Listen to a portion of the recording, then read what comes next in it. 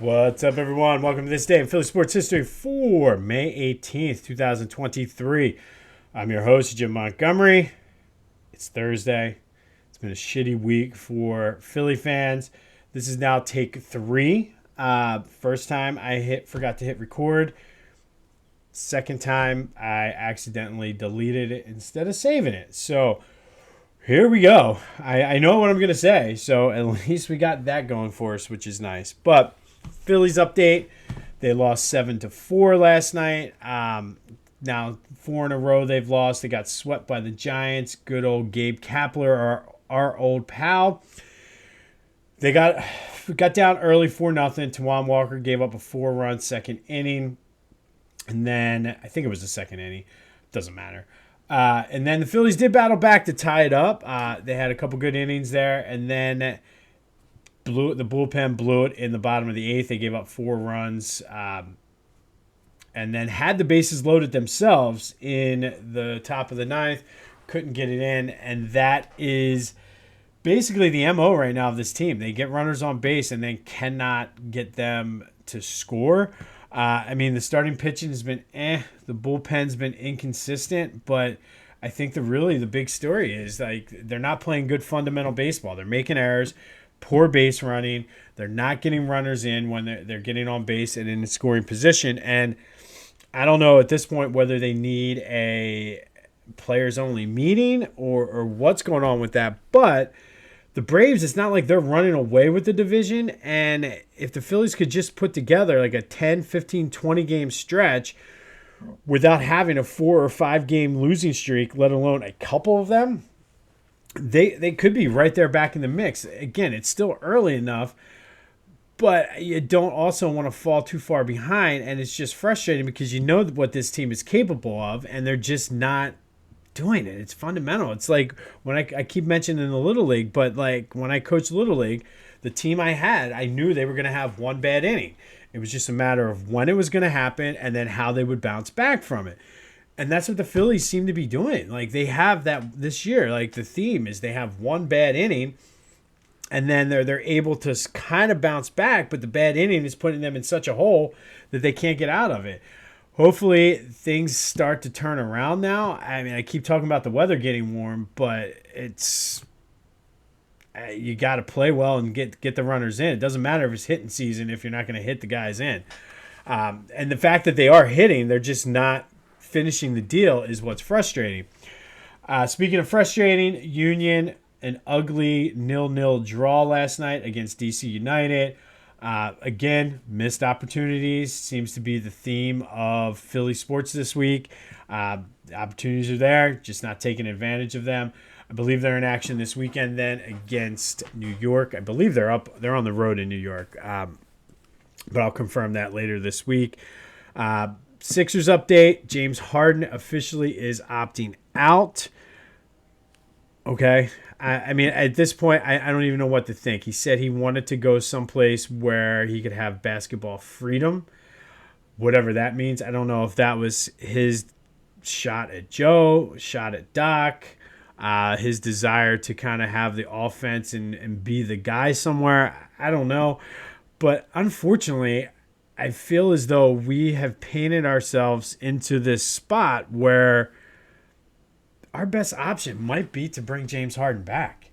And we have a shitty cap situation, and I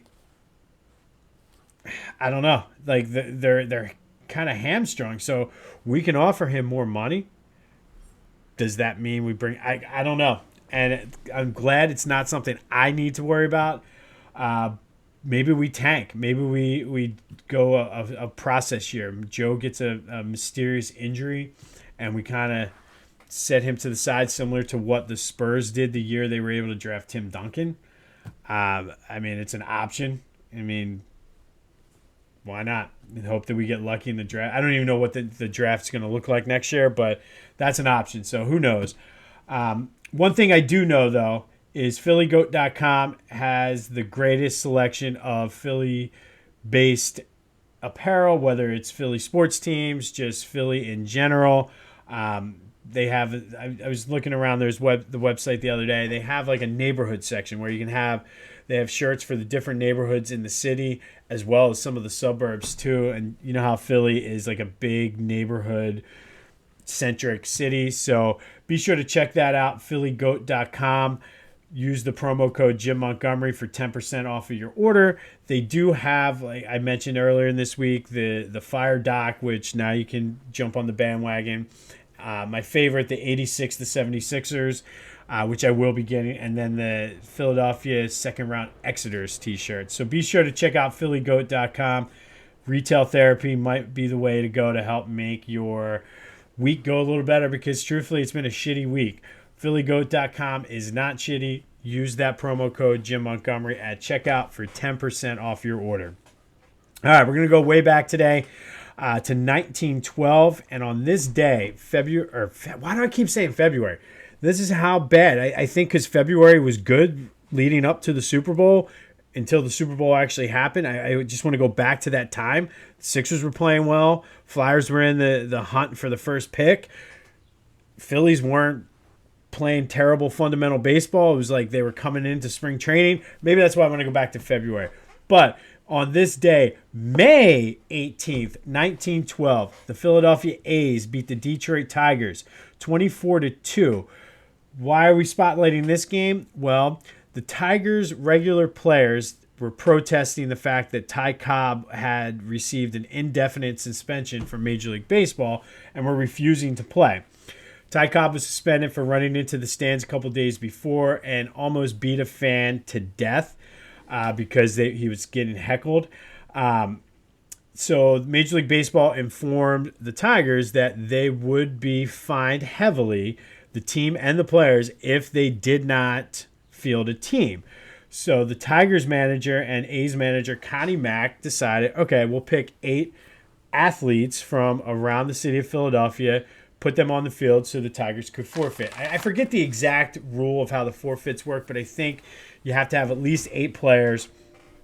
And then if you don't have the 9th, you throw one pitch, and then that's basically the forfeit then.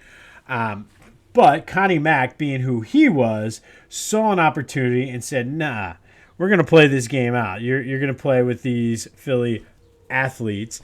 They included gangster and boxer Billy Maharg. He played third base, but the big story was St. Joe's Jr. Alan Travers pitched. He was also known as Father Travers because he was a priest, but Father Travers gave up 24 runs in 9 innings, which is a Major League Baseball record, 26 hits, which is the record for hits given up in a 9-inning game for a pitcher, 14 earned runs, 7 walks, and did have a strikeout.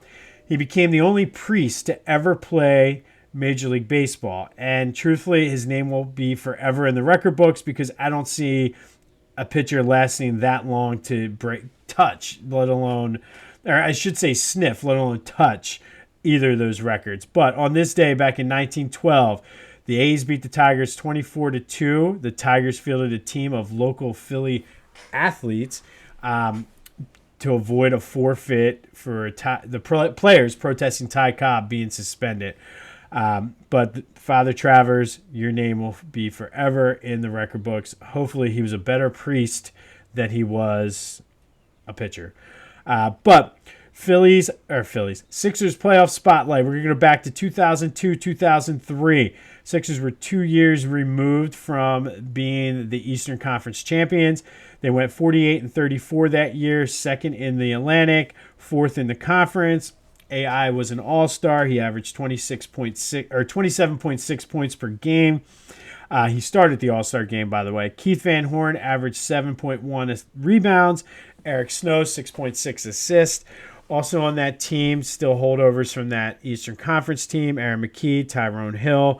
They had brought in Derek Coleman. And future, I put a question mark there because maybe his name is being floated around. Sixers coach Monty Williams was on that team. He's kind of one of the guys that they're really looking at.